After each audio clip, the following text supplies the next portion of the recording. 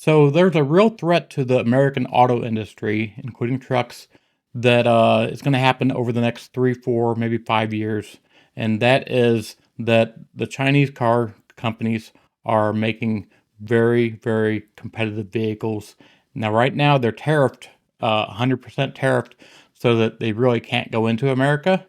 But these vehicles are really industry leading style structures. And the one I really want to talk about is the BYD Shark 6. So this truck is all-wheel drive. It has two motors, 430 horsepower roughly.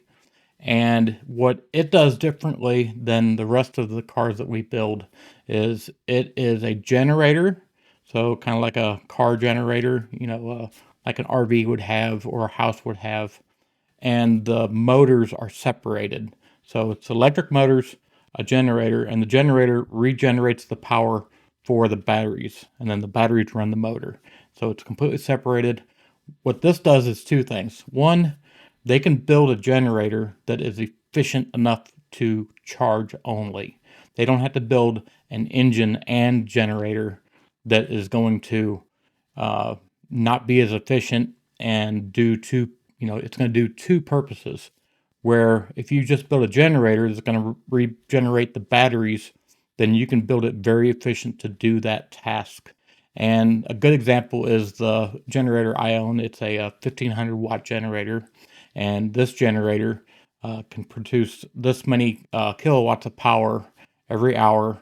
It does a really, really efficient job of producing electricity, is what it does. And that's all it needs to do. Because of this BYD Shark 6 is actually getting 31 miles per gallon. Now you're thinking, well, that's not a ton, but it's also producing 430 horsepower. So this vehicle that produces 31 miles per gallon, which is about 40% better than our mid truck segment that we get right now. So 40% more efficient, is also producing 430 horsepower. And that's on the fly immediately. So if they can do this, then why not downgrade these things to 300 horsepower and probably pull about 40 miles per gallon or 45 miles per gallon. So there's a lot of options with this. And because they're not a gas motor slash generator, they're easy to fix. They're not as hard and complex. There's no complex things. There's no complex drivetrain. There's nothing, no complexity to it. It's kind of like a Tesla motor structure with a generator that regenerating the electric motors or the electric batteries. So that's why it's a real big thing. And I think that the American auto industry, at least I think that Ford is looking into this because Ford has already done the Maverick, which the Maverick is a great design. They really knocked it out of the park with that. It's low on horsepower, but the miles per gallon is insane. So if they can kind of look at this structure and design it into their Ford Maverick, then they're going to be knocking it out of the park. Now the reason why I say this, as it's actually happened before, is in the 1970s, late 70s, we had a gas crisis and a metal crisis. American metals were not as great, our metal production, steel, and we had a gas crisis. The whole world had a gas crisis, and that's where Japanese cars came in and kind of took over because they had a really good steel industry. Believe it or not, they really did have a great steel industry.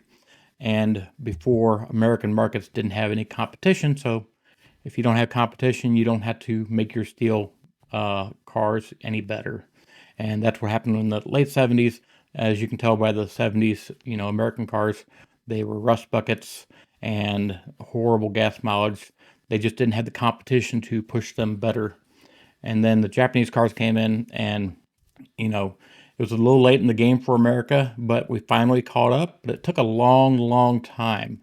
So if they don't do it now, then they're going to be in trouble, later.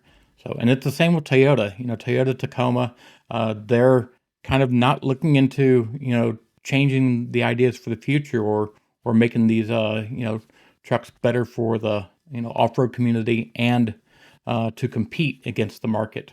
So I really hope that, Toyota kind of takes a look at this too. Uh, I think Ford is doing a good job looking at this stuff because, as I've already said, the Ford Raptor, it's gas, but it is just leading the pack, and I'm a Tacoma guy, but it is actually leading the pack when it comes to off-road capabilities. And the Ford Maverick for a hybrid truck, it's just smoking the competition. So I just hope that they, take a good look at the Chinese BYD Shark 6.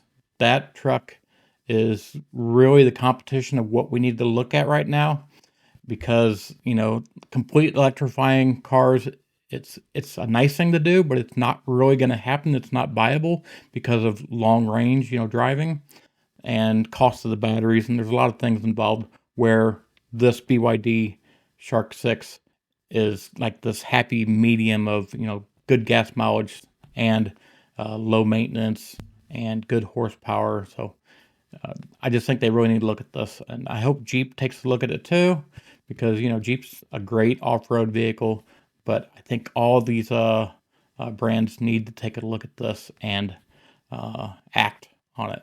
Because if we don't, then it's going to be like the late 70s, 80s, the American market cars and even Toyota Tacoma.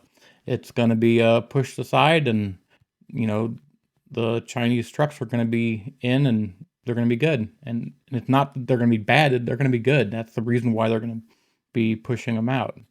So I know I'm going to get a lot of comments on this, but, check the data before you talk too much about it, because the data's there. It's already there. These BYDs are already in Mexico, and they are actually really good, reliable trucks, built pretty good.